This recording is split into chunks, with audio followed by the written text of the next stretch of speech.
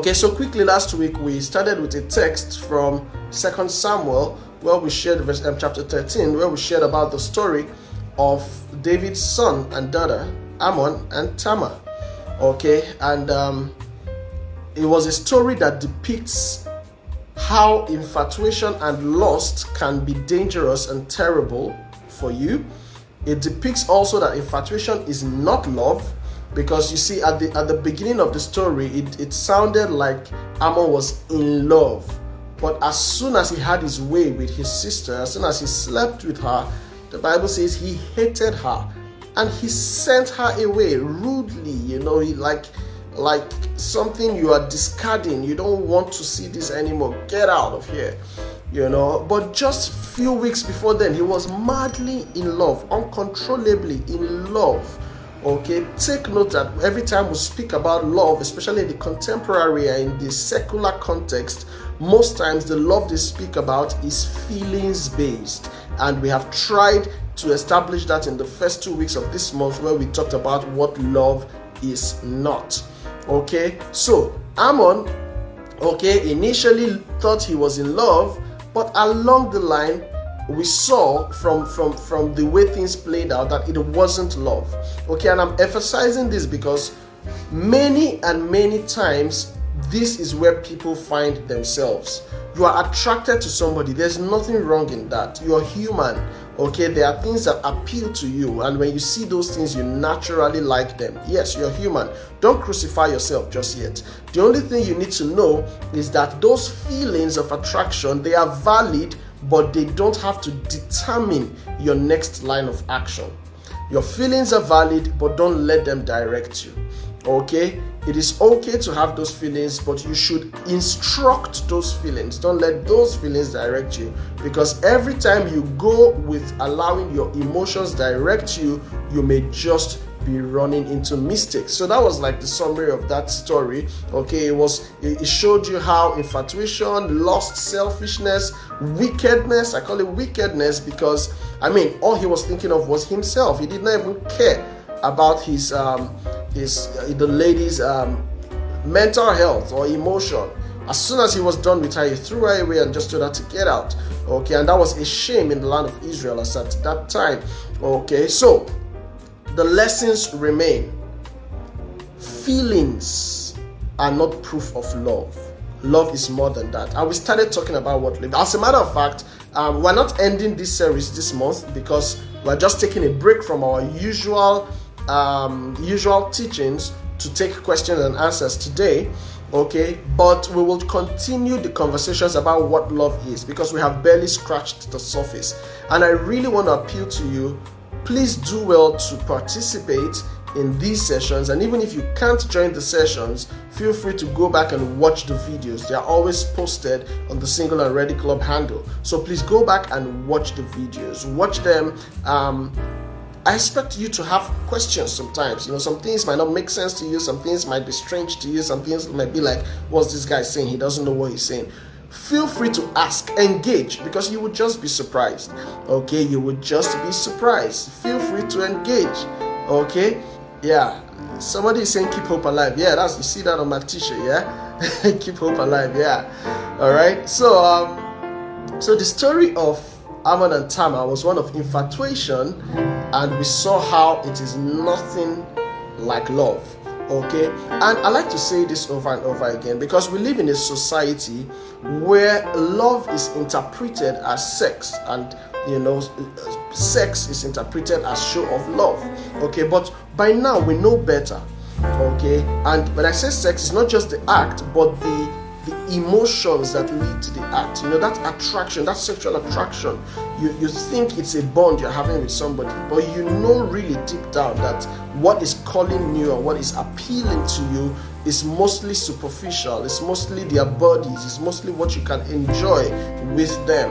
Okay, and that is why most times once that is gotten, everything changes, and people start wondering that he has changed. She has changed. People start saying, how come he's giving me space now? How come he's no longer interested? What's happening? Is he about to break up with me? Okay, if he has gotten what he always wanted, the truth is the only thing left next is a breakup, because he was never going to be committed to that relationship. And it's about time people know this. Okay, that's why I call it wicked, because it's a wicked behavior. It's selfish.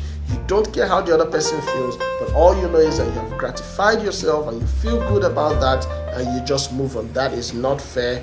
That is not good. Okay, so you should know this, that when somebody is beginning to desire you just for what they can get out of your body, just for what they can get out of you. Maybe you're a guy who's a rich dude or well-to-do, and you have a good job, you're living a good life, and because of that, the young ladies keep coming around. You should be wise enough to know when somebody is a true friend and when somebody is just there for what they can get. It will always tell in the conversations. It will always tell. You would always see the body language, because people really can't hide who they are. It will always show. If somebody is a good friend, you would know. If somebody is just there for what they can get, you will know. If somebody is also a scam, you will know. All right. There's a movie, The Tinder Swindler. I mean, it's been on Netflix, and there's a lot of lessons to learn from that movie. I think people should go watch it. Okay, because somebody comes out looking all nice, looking like your dream has come true. He's taking you to your dream locations, buying you everything you want, and you just feel, oh my God, oh, could this be real? Oh my God, oh, he so loves me. Be wise. Don't be moved. Don't be quick to throw all your emotions into that. It could just be a trap. Don't forget, I have always said, traps don't come as traps. Traps come disguised. Traps come beautified. They look good. They look attractive. They look disguised. But then, hey, it's a trap. Okay? So when you see some of those too good to be true kind of experiences with that guy that, he's just everything you wanted, whether guy or girl, because not be only guys, not be only girls that they scam. Even a man can be scammed. All right? So when you see all of those too good to be true realities, hey, feel free to observe carefully, watch, ask questions, get guidance. Okay? Don't think that, oh, this is just your dream come true and it's time to jump all in. If you do that, you could just fall victim. Okay? So much for that. The Bible says something that, of what use is it, Proverbs 1:17, of what use is it to set a trap in full view of all the birds? If you're trying to set a trap, you're not going to be setting a trap for the prey in the presence of the prey. Okay? So what is the point? If you know that this thing is going to be a trap, why should you go there? Why should you oblige it? Okay? And I think it's very important that people are able to recognize what those possible traps are, what those possible places you should not go to are. Somebody's inviting you for a kind of hangout, you don't feel comfortable, don't go.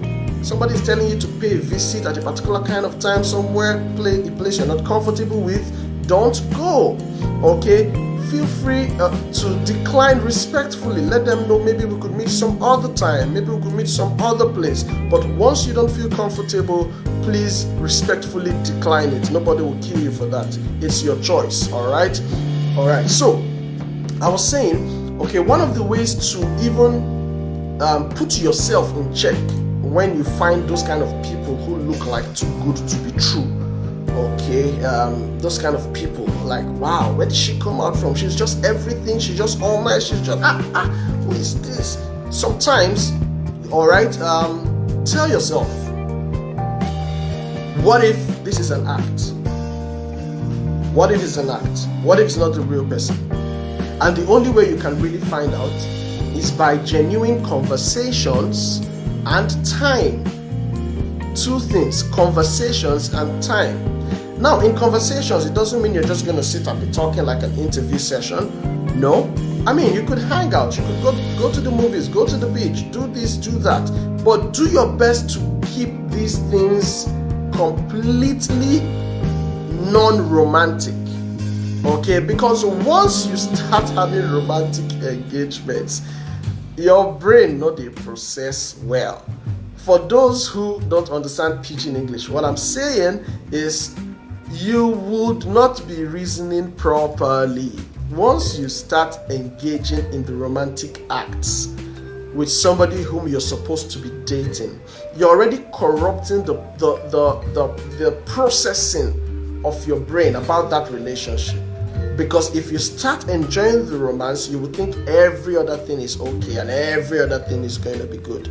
Times you would have used to ask questions and discuss and find out what is important to you and important to that person, you would spend it indulging yourselves. And after a very good romance session, you would just think that, oh wow, this guy or this girl is so sweet, she's everything, I want to hang out with her again. It might not be that. When you make your marriage or relationship decision based on that, along the line, you will discover that life is not all about the romance. Now you want to take critical decisions and you need somebody who can process things objectively, and you just discover that she's not there or he's not there. Now you're getting frustrated, you're getting angry, you're getting disappointment. These are things that would have been revealed with non-romantic conversations. Someone say, I don't know what kind of things I should talk about. There are several. We've had several. Just refer to our past videos. I can't go through all of those things now. You will see a lot of things you can talk about in the course of your dating. I think I've said quite some bit on this. I want to jump into the few questions. We didn't get a lot of questions, and I carried over one question from last month, so I will jump into them in just a bit. Okay, there's something in Proverbs 27 verse 12. It's also in chapter 22 verse 3. It says that the prudent man, the wise man, sees danger and takes cover. It says, but a simple man keeps going and pays for it. He faces the penalty. The prudent man sees danger and takes cover.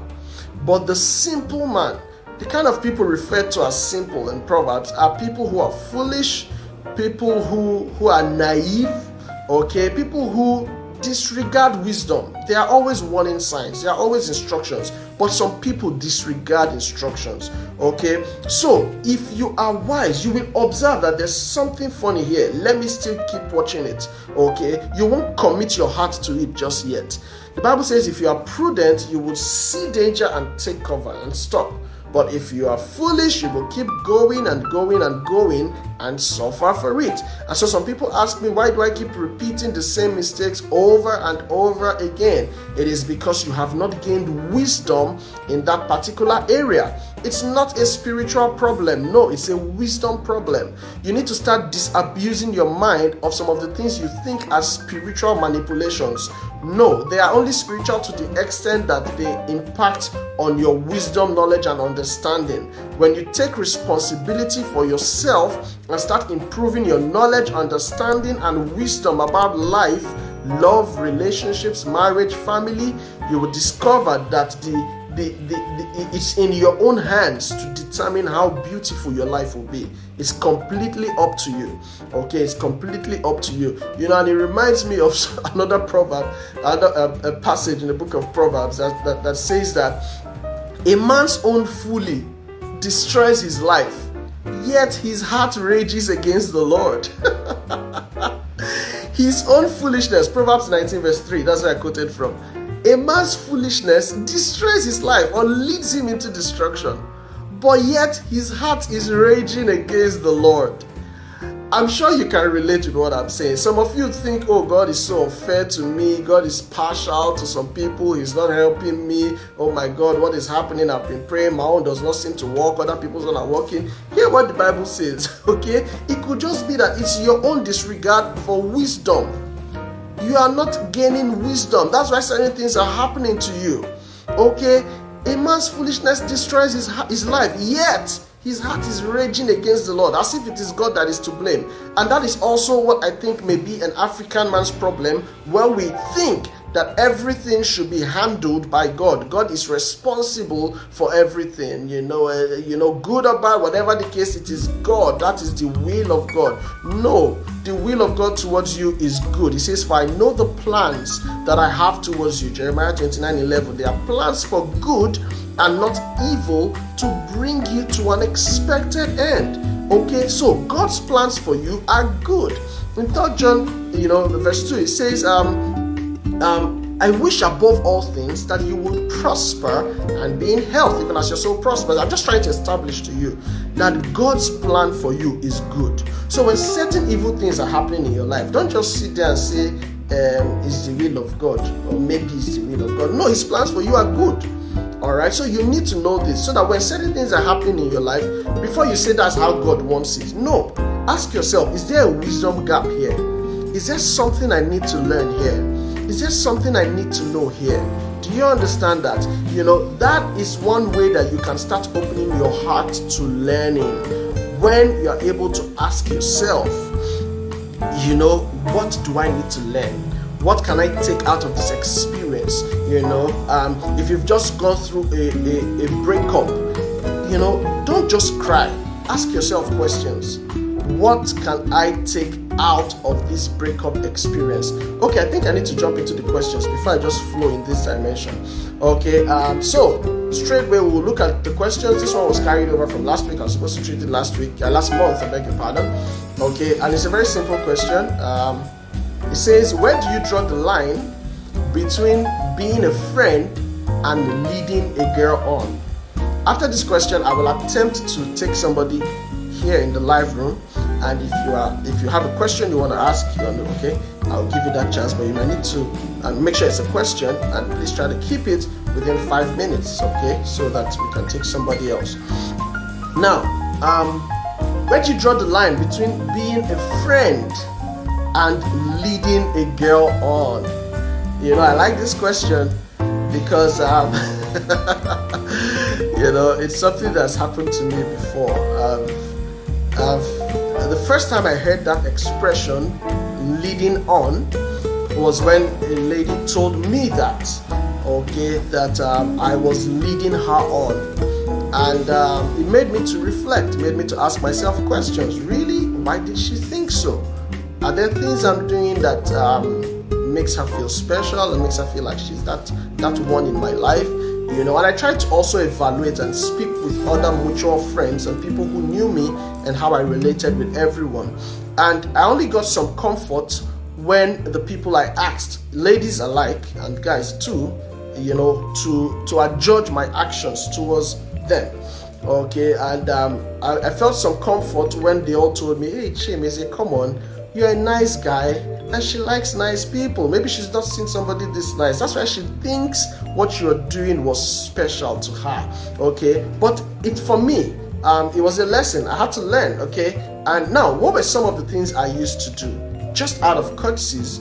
Okay, I'm a good listener. Okay, if you want to speak to me, I can oblige you. I can listen for a long time without disturbing you. I can make you feel comfortable talking to me. And this has been for a long time, even before I knew I was going to be a counselor. Okay, so it's just been there. I could give you quality time. Okay, so long as you're not saying rubbish. I have no tolerance, zero tolerance for nonsense. Okay, so if it's a question, you need help, I can listen. So, that could be it. I'm also quite kind-hearted. Okay, I see you in need. I do what I can to help you. You're sick and I can visit you, I will visit. If I can't, no problem. Okay, now these are some of the courtesies that I extended towards the person in question, and she interpreted it as being led on.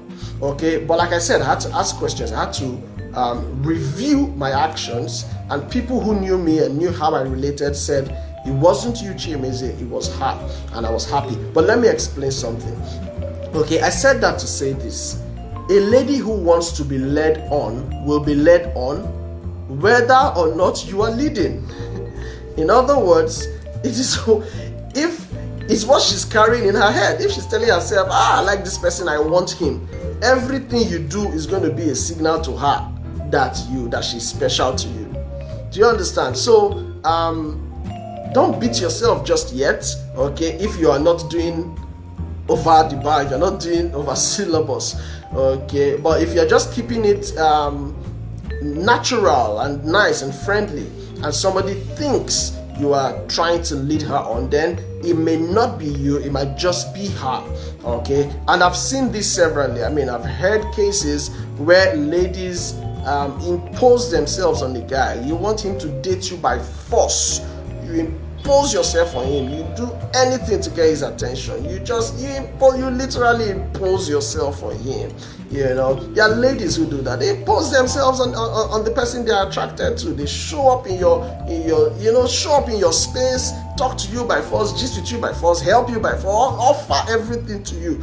And many times my boy will just say, who am I? I know they forbid better thing, and you just you just, take advantage of that person. Okay, I'm not saying that that's right. I'm just saying that sometimes some ladies come after you as a guy. But for the person who asked this question, okay, about drawing the line between being a friend and leading a girl on, first of all, I want you to define your motives.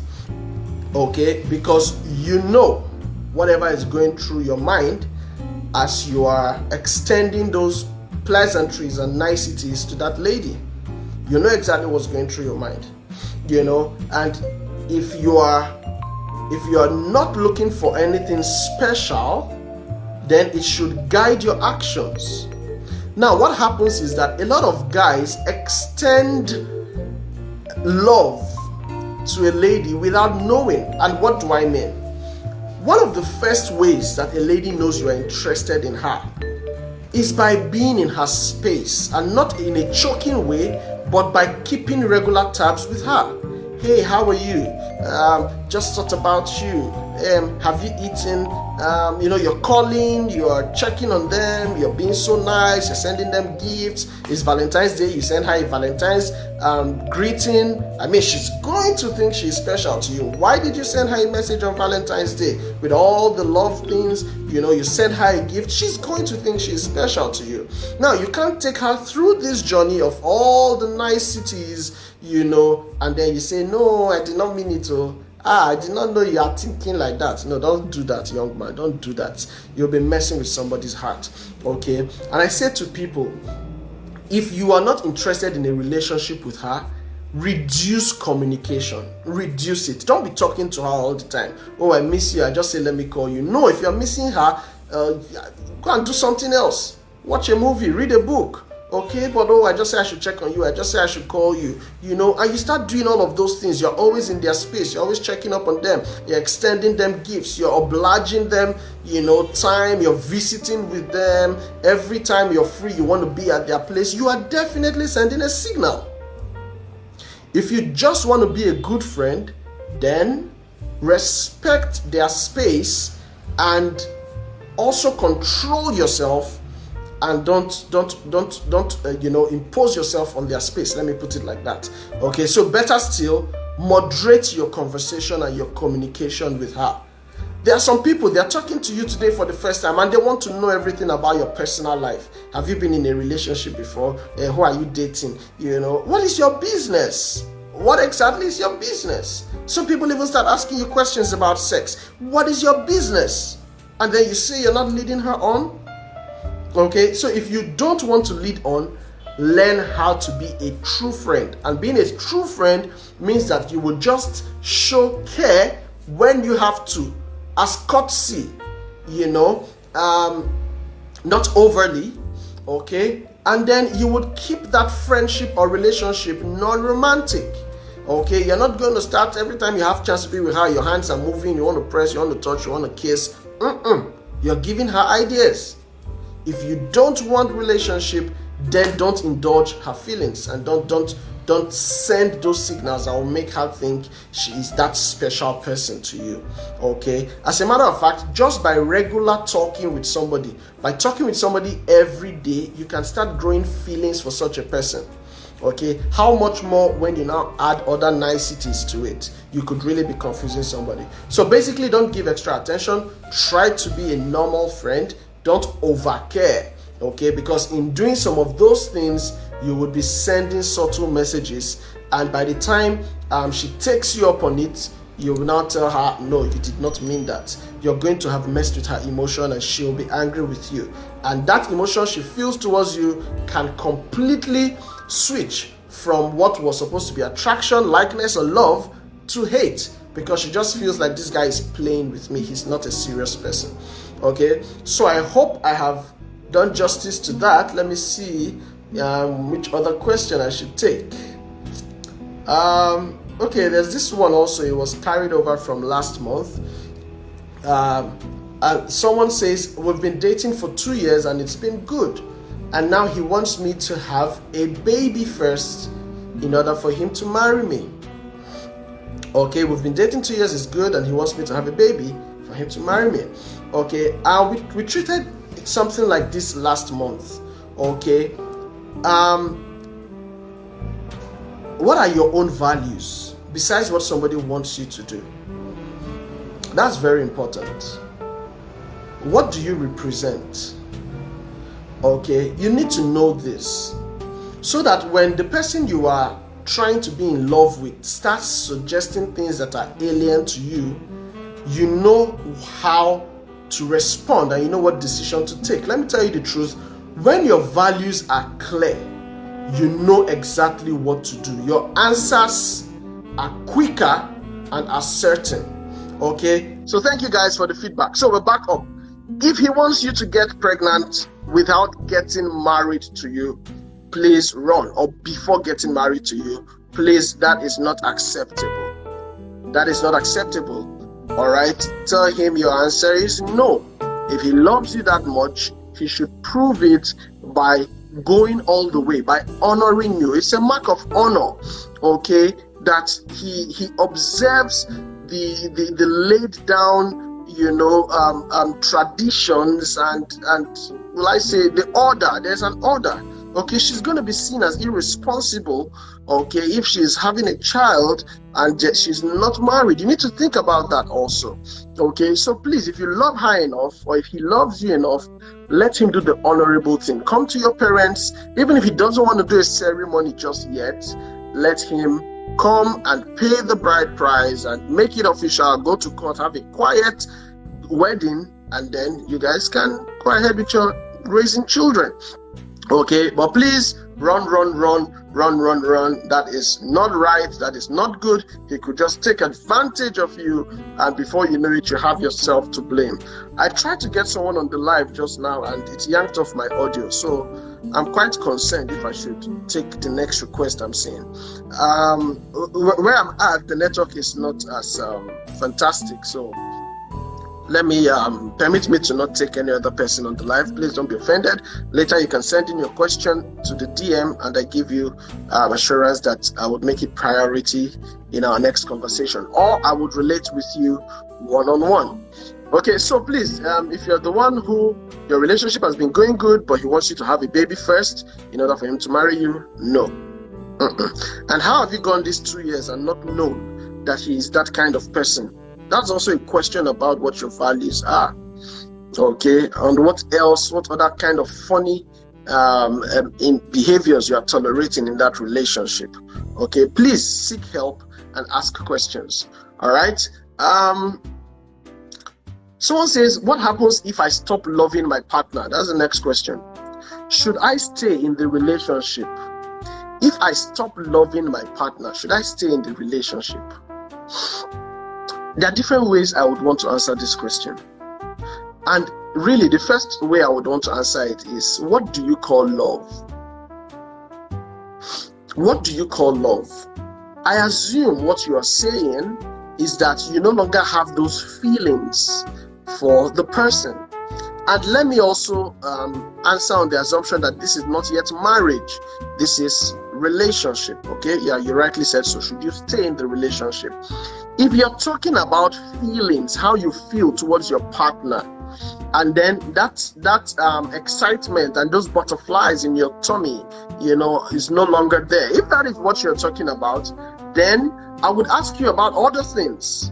Besides those feelings, what kind of friends are you guys? Are you even friends at all? Can you guys gist and enjoy each other's company and not get romantically involved?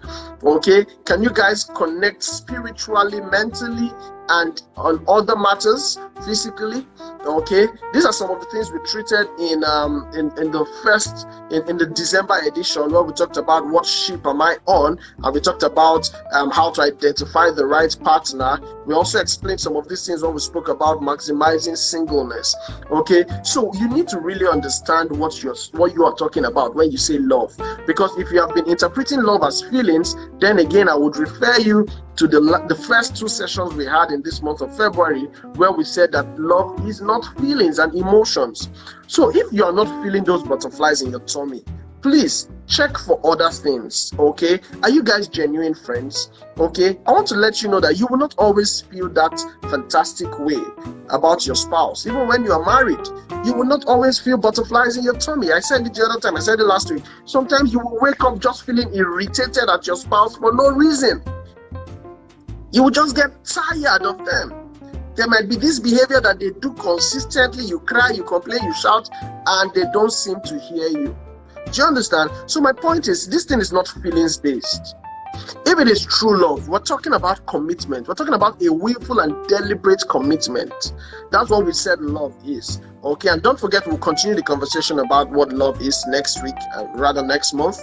Okay, so if you have stopped having those feelings, then evaluate the other more critical things. If those things are still there, then continue with the relationship. But don't go terminating a relationship just because there's no romantic attraction anymore, or there is no sensual feeling or excitement towards that person. As a matter of fact, sometimes, there's a saying that it's always greener on the other side. Sometimes until you start dating that person, he's wonderful, he's beautiful, he's all I have ever wanted. No problem. When you start dating, you will not start seeing other funny things you never took note of. You will even not discover that there's one body odor you cannot resist. It's just, you can't, it's just offensive. You will start noticing so many other things. This person doesn't even know how to speak properly. But you did not see it all the while because you were just consumed with attraction. What am I saying? With time, okay, more qualities would show.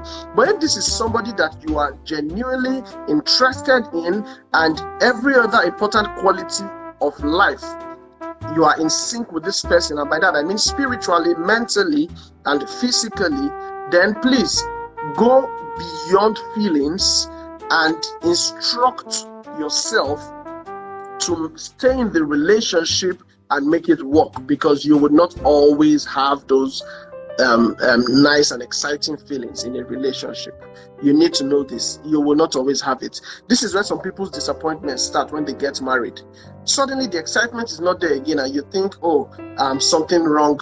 I can't explain. I don't feel the spark anymore. I think we're just growing apart. Hey, no. When you don't feel the spark, okay, there are ways you can ignite that spark. Okay, there are ways you can get it back up. And one of the things we tell people, start doing things together. Look for activities you both can do together. Go for date nights, okay? Make it spectacular. Dress for the occasion, all right? Go and play games together. Watch movies together, all right? If you're the kind who like to read, do book reviews, share your thoughts on certain things, and then speak about your favorite sport or activity or movie. There are several things you can do together, okay? And if you do these things, you will discover that the flame starts coming back. You can even play together. Some people get too serious that they cannot play. What kind of relationship is that when you can't play? What kind of relationship is that? Don't be too serious. Some people are too serious. You are boss in the office, you are boss at home. It won't work that way. Little wonder some men treat their wives as if she's their subordinate at the office. You give command in the office, you come home, you give command. That's not right. Okay, learn how to play. And play is not hard. Go and buy balloons. Blow balloons and start tossing it at each other. Play pillow fight. But don't hit each other too hard, or don't give somebody headache. Do you understand? So bring in the vibe yourself. There are things you can do to revive the feelings. You see, when people go through certain experiences together, it tends to help bonding. Okay? So, what are some of those things you can do together? Arrange a tour, for example. If you like to travel, go on a trip together. Go on a hike together. Do you understand? Do things together. When you get home and it's time to cook together. Go sit in the kitchen while she's cooking. Contribute to the cooking. Cut the onions. Do something. Be a little bit mischievous. When she's frying the meat, pick one and run away. Just do something. Do you understand? But if you just sit down there and say, feeling has gone, or my feeling has gone, you will shortchange yourself. You have to work that relationship. You have to keep fueling it. You have to keep making it exciting. You owe it to yourself and to your spouse. Don't forget, love is deliberate. Love is willful. Love is a commitment. Love is not that when you are good to me, I will be good to you. No, that's not love. Love is I am good to you irrespective of how you make me feel.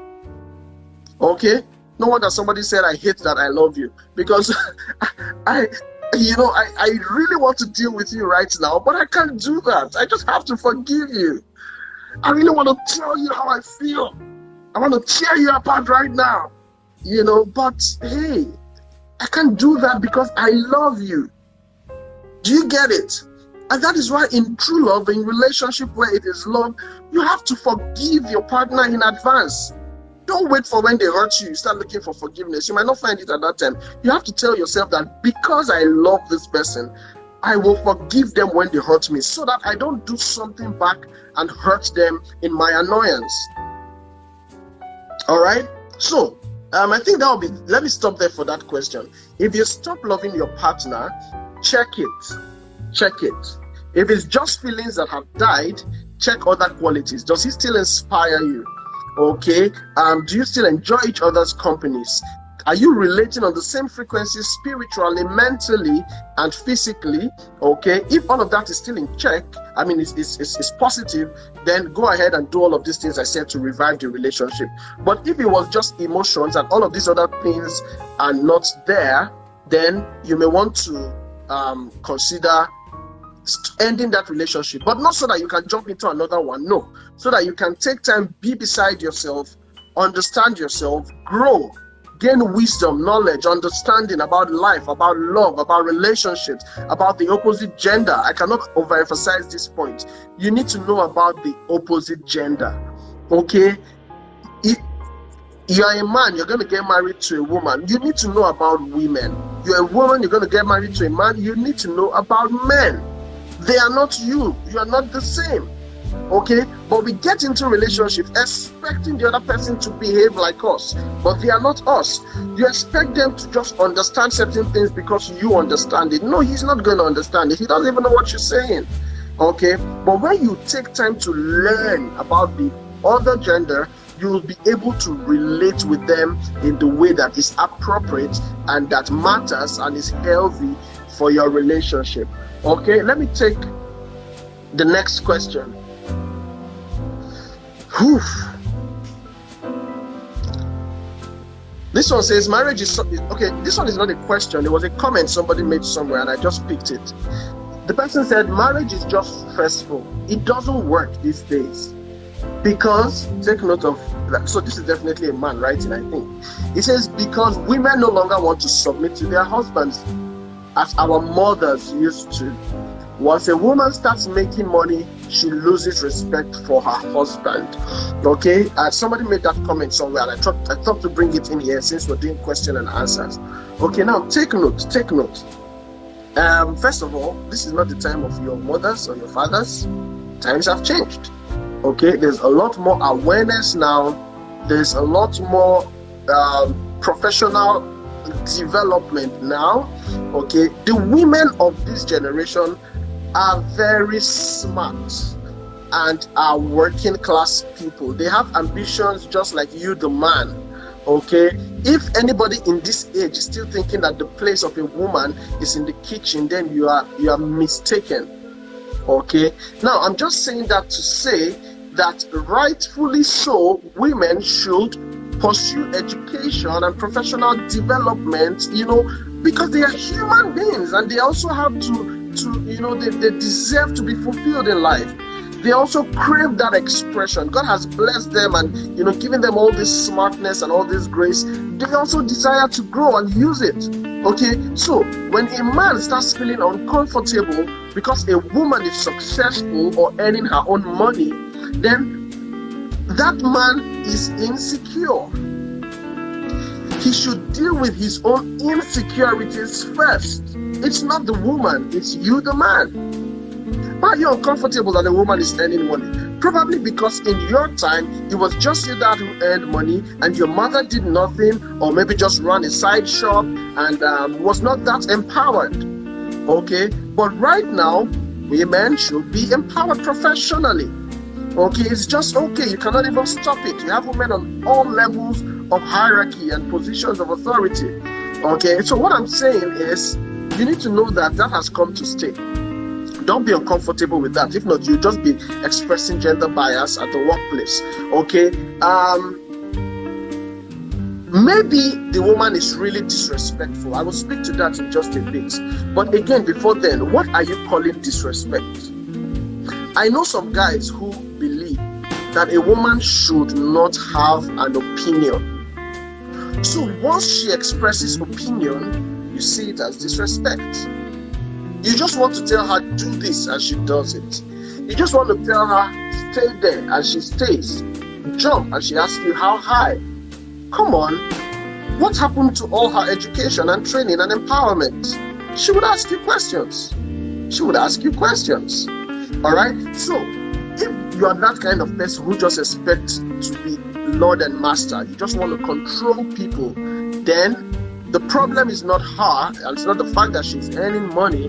The problem is that you think that you ought to control her, and you have relegated all your relevance and control and importance in her life to the fact that she should be dependent on you financially.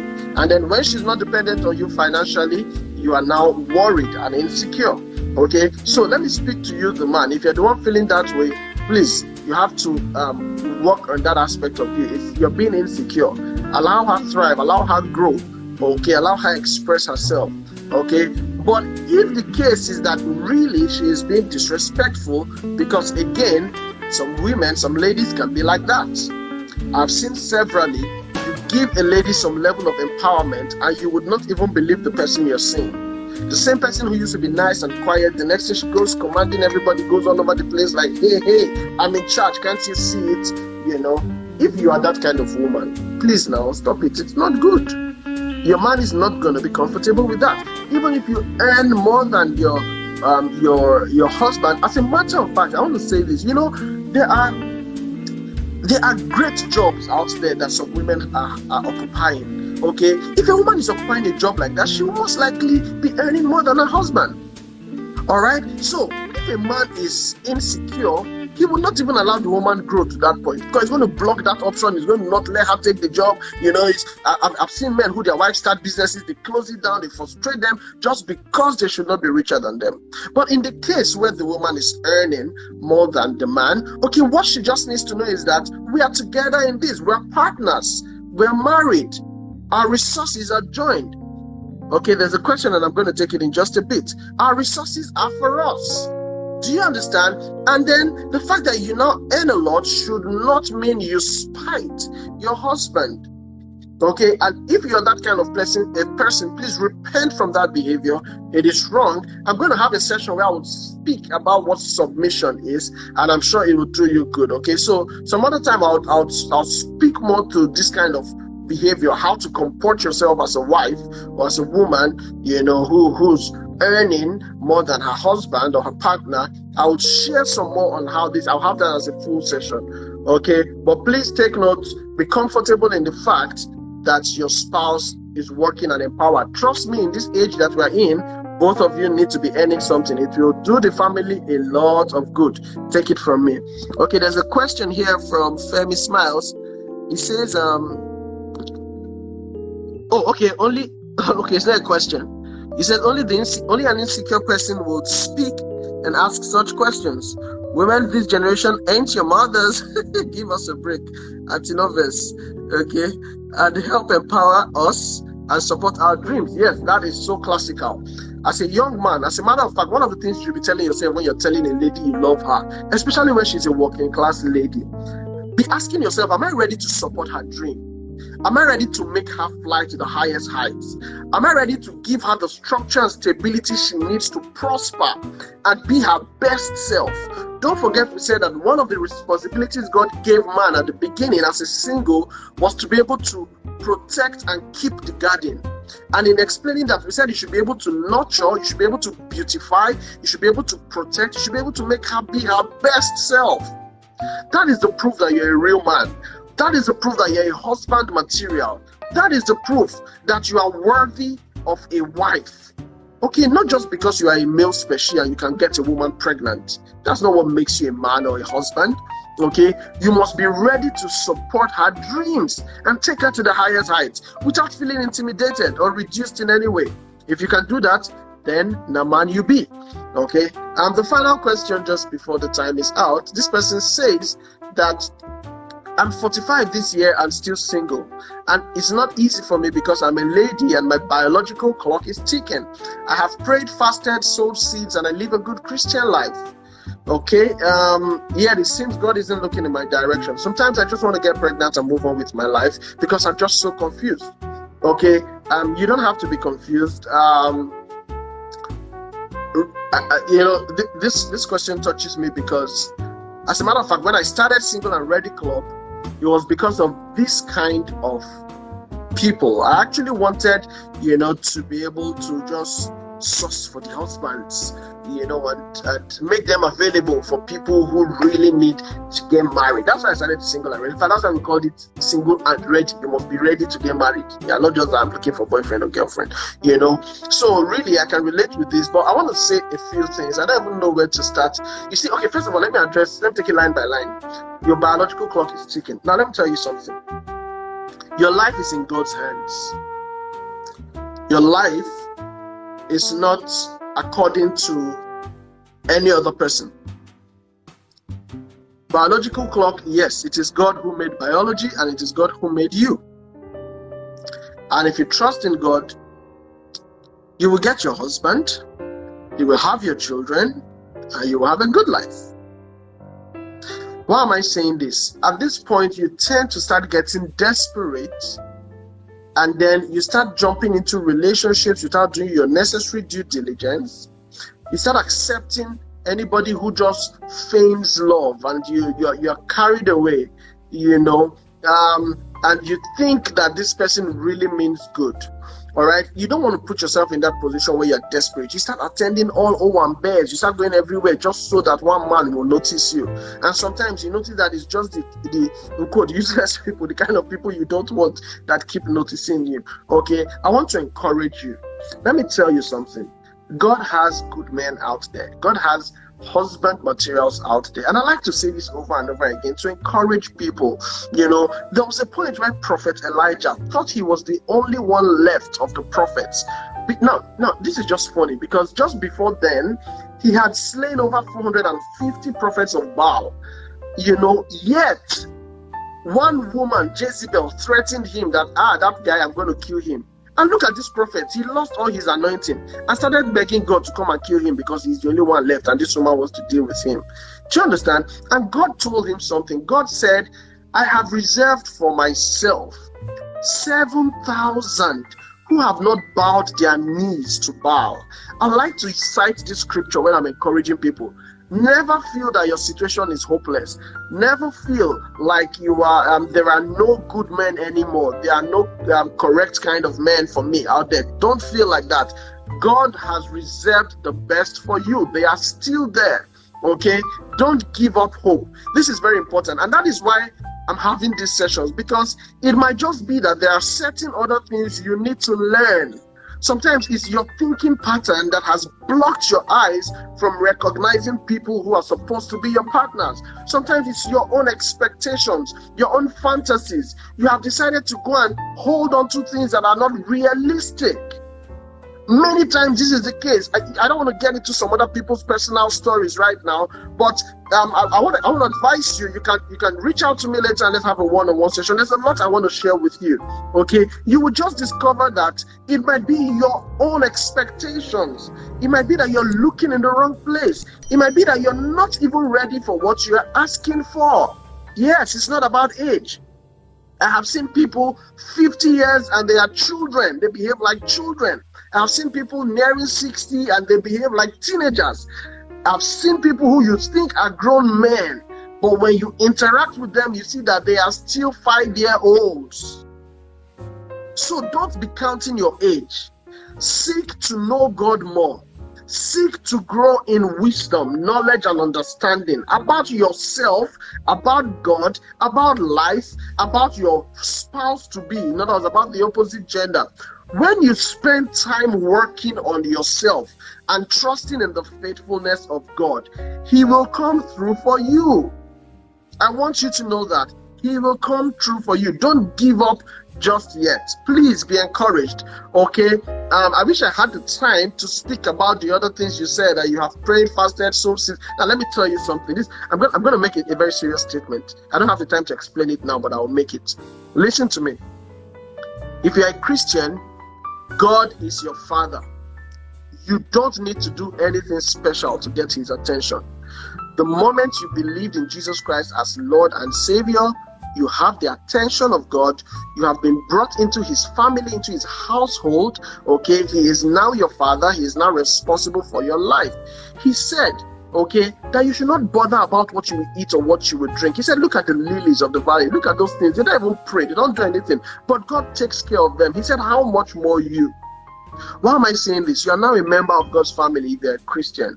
You don't need to draw his attention in a special way by praying, fasting, giving, and all of these things you're saying. I will explain this later when I'm talking about the Father's love in next month. Okay, so if you're a child of God, don't get legalistic. Don't think there's something I need to do to get his attention. There's something I need to do for him to bless me.